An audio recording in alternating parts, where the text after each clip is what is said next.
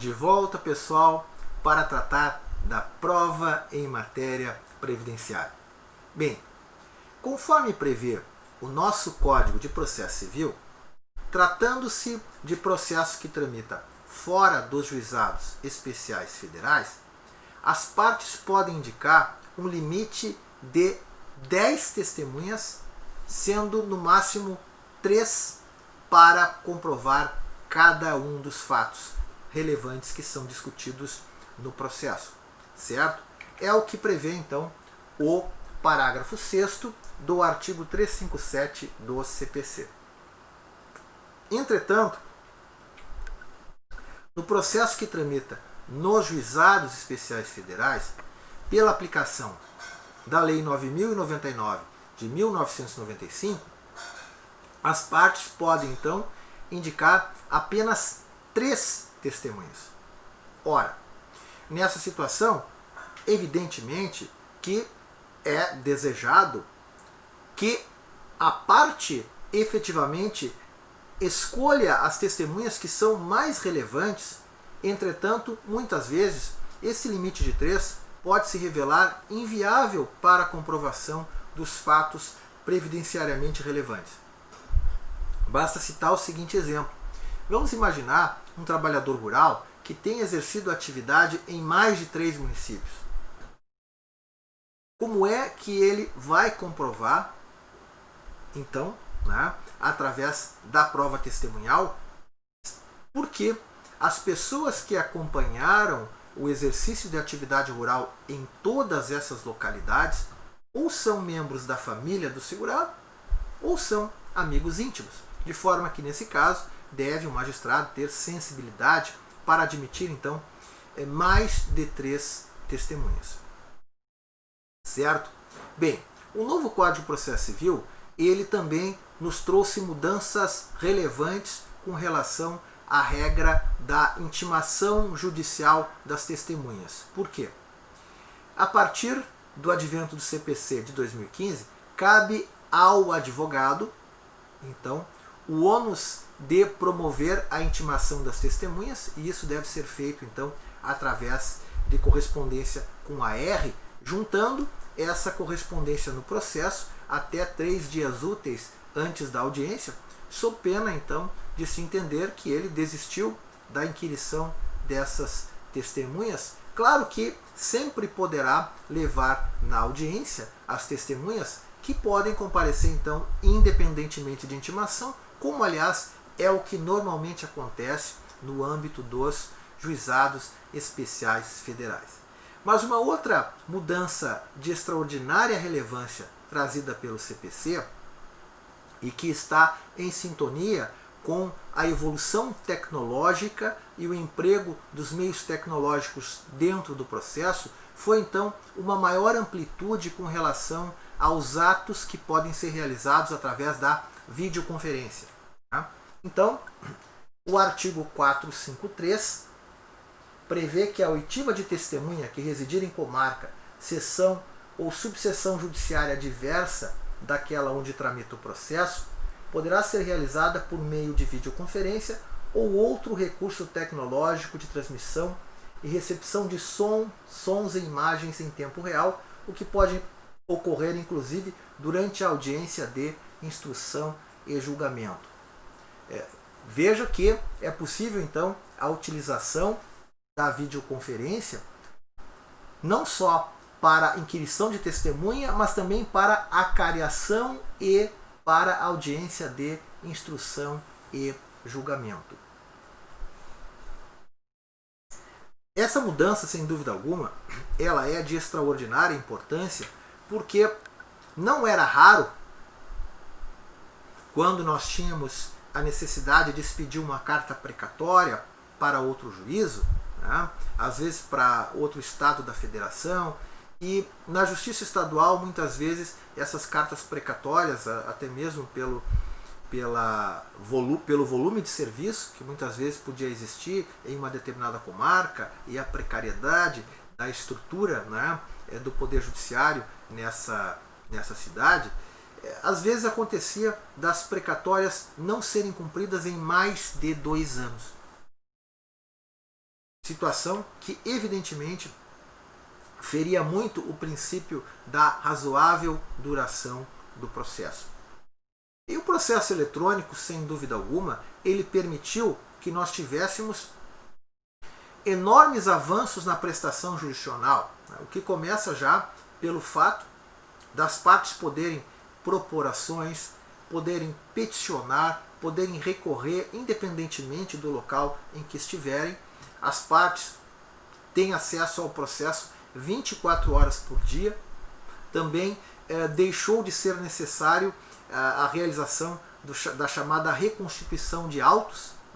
Muitas vezes, então, eu me recordo de situações nas quais o INSS fez carga de processos com centenas de autores e acabou perdendo um volume do processo, e era necessário depois então fazer um processo de então reconstituição dos autos e outras situações então que eram extremamente ruins para a prestação jurisdicional. Bem, com relação ao processo eletrônico, também passou a ser possível que as audiências, que eram então inicialmente digitadas, você realizava uma audiência na qual o juiz então inquiria as testemunhas e depois ditava para o servidor ou para o estagiário que estava secretariando o ato, e esse registro muitas vezes então acabava se perdendo muitas coisas importantes, entre o momento em que a testemunha fazia as declarações e o registro dessas declarações, de forma que quando o juiz que julgava o processo não era o mesmo que havia feito a instrução, havia situações em que você ficava com a sensação de que as testemunhas tinham dito exatamente a mesma coisa, quando se sabia que isso não correspondia à realidade. Então, hoje, no processo que é realizado nos juizados especiais federais, as audiências então são gravadas e o juiz que vai fazer o julgamento daquele processo tem a possibilidade de assistir, eventualmente de ver diversas vezes, se entender necessário, o relato da testemunha, até afirmar a sua convicção em relação ao que está sendo declarado.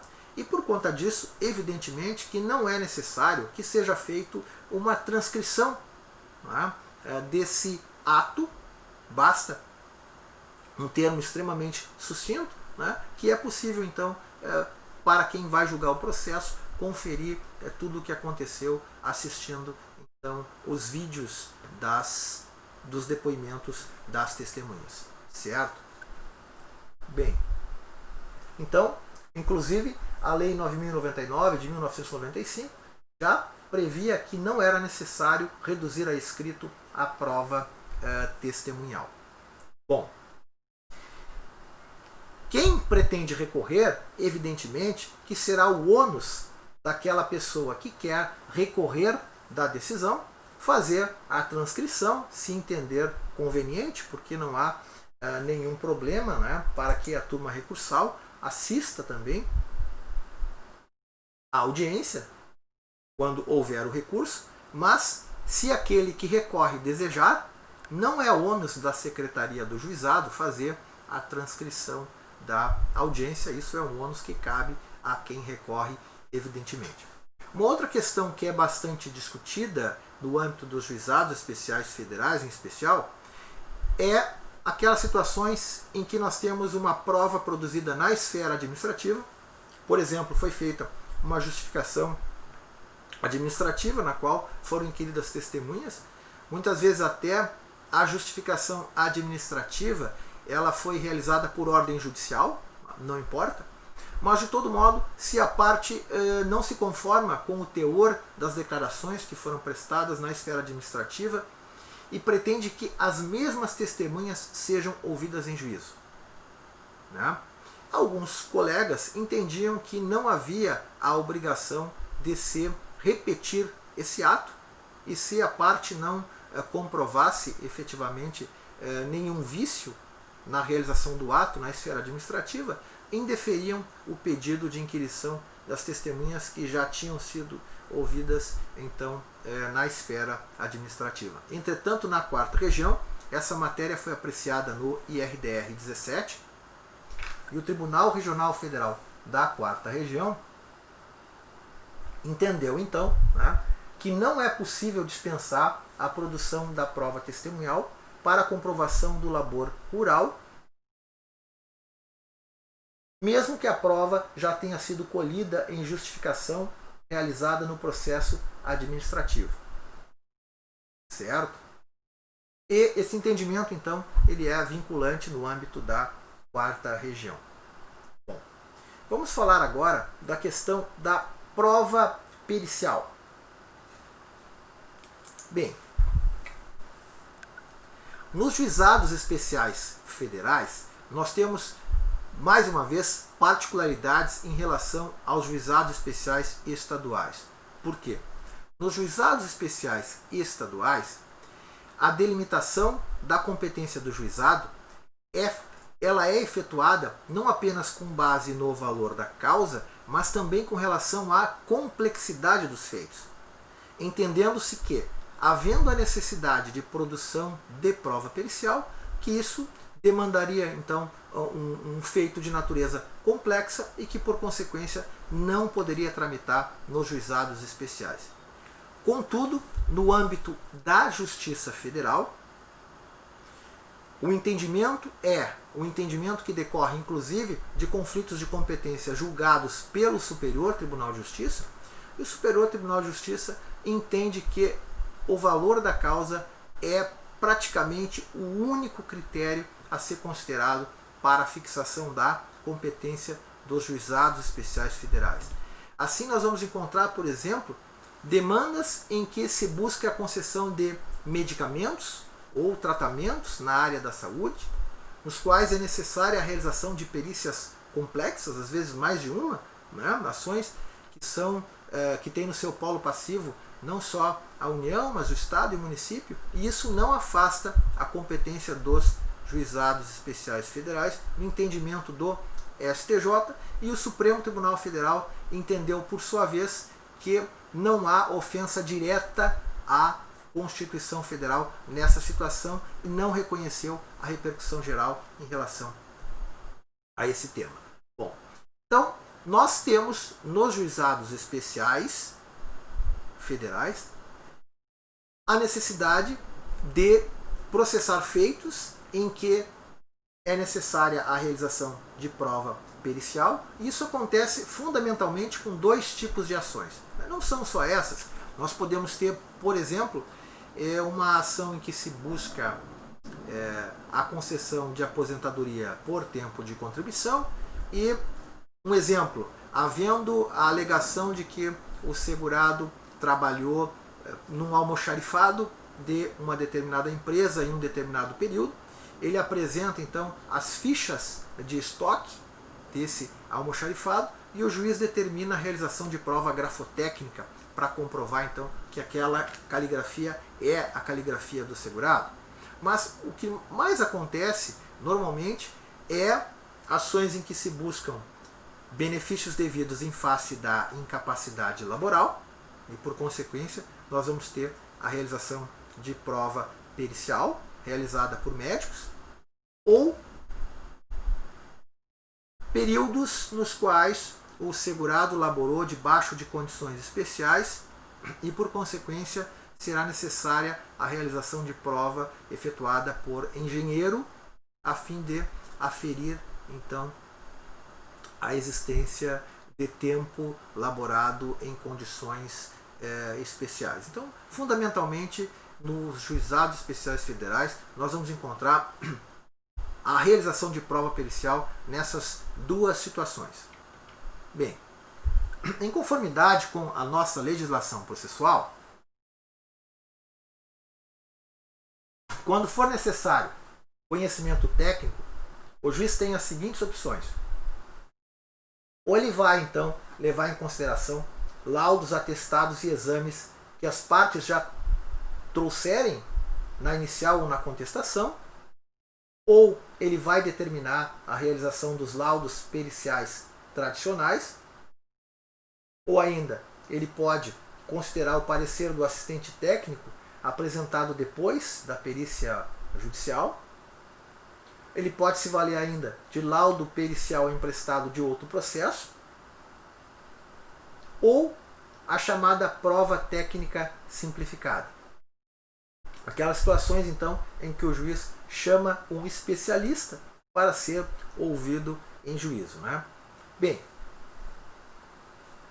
mas no âmbito dos juizados especiais federais, nós temos ainda uma regra específica prevista no artigo 12 da Lei 10.259 de 2001. Né? Então, esta regra ela apresenta duas particularidades principais. A primeira particularidade é que a Lei dos Juizados fala em exame técnico. Então, esse exame técnico, em princípio, poderia ser feito por uma pessoa que tivesse conhecimento, mas conhecimento que não é um conhecimento científico. Portanto, não seria necessária uma formação, né, em nível superior. Contudo, na prática, nos juizados especiais federais, conforme já referi, nós vamos encontrar perícias realizadas por médicos e por engenheiros. A segunda particularidade em relação a esse artigo 12 é o fato de que, buscando a conciliação no âmbito dos juizados especiais federais e também nas ações que buscam prestações relativas ao benefício assistencial, né, e como nós sabemos, nós temos o benefício de prestação continuada da Lei 8.742 de 1993, que prevê a concessão, né, de um benefício de um salário mínimo para o idoso ou para a pessoa com deficiência que não tiver condições de prover a própria subsistência e nem de tê-la provida pela sua família. Bem, então, a Lei dos Juizados Especiais Federais, buscando fomentar a conciliação, permite a inversão do rito. Né? Então, claro, nem todas as varas de juizados especiais federais adotam essa inversão do rito. Mas, em muitos casos, o que acontece? Uma vez que seja proposta a ação buscando a concessão de um benefício devido em face da incapacidade laboral, um auxílio doença, né, antigo, agora auxílio por incapacidade temporária, verificando a patologia que a parte alega possuir, então a Secretaria da Vara, dentre os peritos médicos cadastrados, verifica qual é o que tem a maior familiaridade com aquela patologia. Não é imprescindível que seja nomeado um médico especialista, né? Até porque em muitos casos você não vai ter em sessões, em subseções do interior, médicos que tenham formação em todas as possíveis patologias existentes, então não é imprescindível que seja nomeado um médico especialista. Mas se você tem um médico com a maior familiaridade possível, então é designada a realização da perícia. As partes podem então apresentar quesitos, né? Claro que o juiz já tem lá os seus quesitos previamente estabelecidos, né? Que são então enviados para o perito. É realizado o laudo pericial e uma vez então que seja realizado o laudo pericial, o laudo é juntado e o INSS então vai ser citado, né, para contestar, já tendo ciência do laudo pericial. Se esse laudo pericial atesta a existência da incapacidade e não houver controvérsia em relação à qualidade de segurado e carência, então na contestação, muito provavelmente, o INSS já vai trazer uma proposta de acordo nessa situação. Certo? Então o artigo 12 da Lei 10.259 já expressamente permitiu a inversão do rito, mas nós temos varas de juizados especiais federais que não adotam essa inversão. Bem, mas com relação então às ações nas quais é necessária a realização de perícia, nós temos também, conforme já referi, as ações que buscam a concessão de aposentadoria especial. Bem, e nas ações que buscam a concessão de aposentadoria especial, o cidadão, quando exerce atividade que coloca a sua saúde em risco, tá? Evidentemente que essa situação deve ser comprovada na esfera administrativa e, para tanto, o INSS exige que as empresas confeccionem o chamado perfil profissiográfico previdenciário. Certo? Então, é a partir dessas informações do perfil profissiográfico previdenciário que o cidadão, na esfera administrativa, vai comprovar que ele está exposto a agentes insalutíferos. E também, nesse perfil profissiográfico previdenciário, deverá haver outras informações, como, por exemplo, informações relativas ao fornecimento de equipamento de proteção individual ou a existência de técnicas de proteção coletivas. Bem, se o documento estiver adequadamente preenchido, o cidadão terá, evidentemente, uma facilidade de obter a aposentadoria especial ou o reconhecimento desses períodos como especiais na própria esfera administrativa. Agora, muitas vezes, o fornecimento desse PPP não vai ocorrer com as informações completamente fidedignas. Isto porque as empresas, quando lançam nesse documento informações relativas à existência de trabalhador que está exposto a agentes insalutíferos, isso acarreta para a empresa também uma obrigação de ordem tributária. Ela terá que pagar uma contribuição adicional pelo fato de estar expondo a saúde dos seus trabalhadores a agentes que vão permitir a concessão de uma aposentadoria com um tempo menor. Bem, mas então, algumas vezes, quando o trabalhador tem esse documento adequadamente preenchido, não é adequado que seja exigido do próprio trabalhador a apresentação do laudo técnico de condições ambientais do trabalho. Por quê? Bem, o laudo técnico de condições ambientais do trabalho, assim como as demais demonstrações ambientais que são exigidas pela legislação, que são então essas demonstrações que vão balizar o preenchimento do PPP. Por exemplo, o laudo técnico de condições ambientais do trabalho seria uma espécie de um verdadeiro raio-x da empresa, né? Esse laudo técnico vai descrever como é organizado o processo de produção industrial, quais são então os setores em que a empresa é dividida, quais são as fontes então de potenciais agentes que colocam em risco a saúde do trabalhador em cada um desses setores, se a empresa fornece EPIs, se ela faz a substituição, se ela dá treinamento, enfim, todas essas informações em princípio deveriam estar descritas nesse laudo técnico de condições ambientais do trabalho. Mas esse não é um documento que o cidadão tem acesso. Então, muitas vezes, quando ele faz o requerimento do benefício, o INSS pode exigir, né, que o cidadão apresente, mas o cidadão não consegue muitas vezes porque a empresa se nega a fornecer esse documento para ele. E o INSS sim pode solicitar à empresa e a empresa tem a obrigação de fornecer o documento para o INSS. Da mesma forma, se o cidadão entra em juízo buscando o reconhecimento de determinado período como especial e apresenta o PPP e o PPP está regularmente preenchido, conforme entende o Superior Tribunal de Justiça, esse documento então é por si suficiente, né? Nos termos do que julgou o STJ na PET 10.262.